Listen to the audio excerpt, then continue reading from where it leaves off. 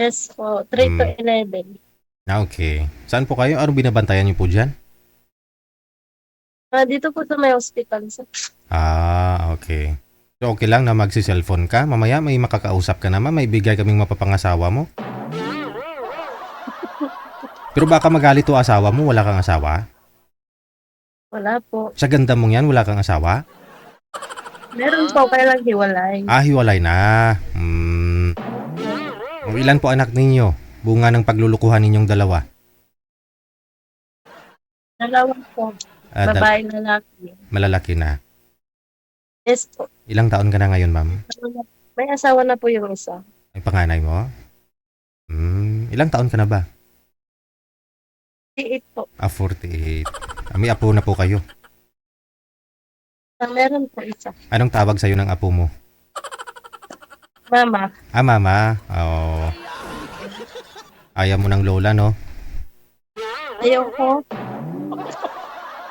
Kasi parang Masyadong matanda na pag lola. No? kasi pag may tumatawag sa'yo na lula o lulo, parang hinahatak na lang, feeling mo sa sarili mo, parang hinahatak na lang talaga at mabilis tumanda ka, no? Kailan po eh. Kaya pag tinatawag ka ng apo mo na mami or mama, feeling mo parang bata ka pa rin, no? Yes po. Okay. Naghiwalay po kayo ng mister mo, no? Bakit? Eh, Ha? Kaya nakakaya ko sabihin. Okay lang. Naghiwalay kayo kasi hindi na kayo magkasundo. Ganon. Yes po. Okay.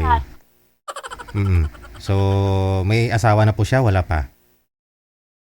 Wala pa din po. Wala pa naman. Ikaw, nagka-boyfriend ka na, hindi pa? Nagka-boyfriend mo. Te, Nagka-boyfriend ko no. sana yung boyfriend mo? Wala na po. Wala na rin. Okay. Wala na. Anong hanap mo sa isang lalaki? Para mahanapan kita dyan sa hotline natin. Oh. Anong gusto mo? Yung bansa, hindi mabait. Mm-hmm.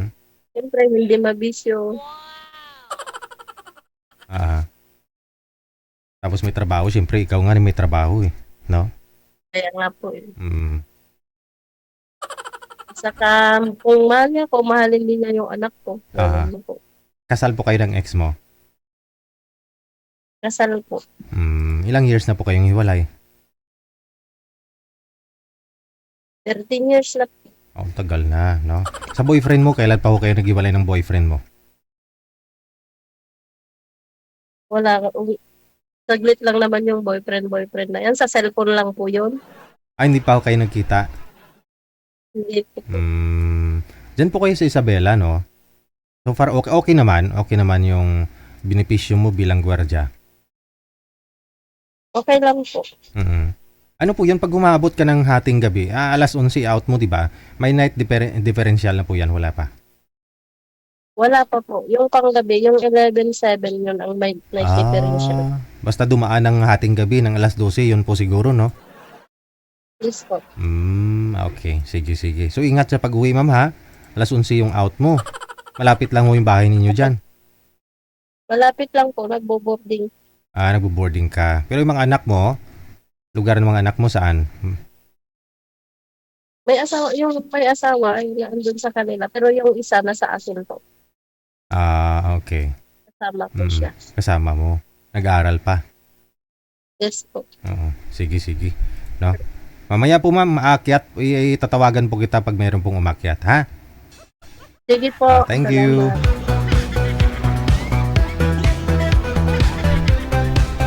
Mga sir, edad 48 po ba yun?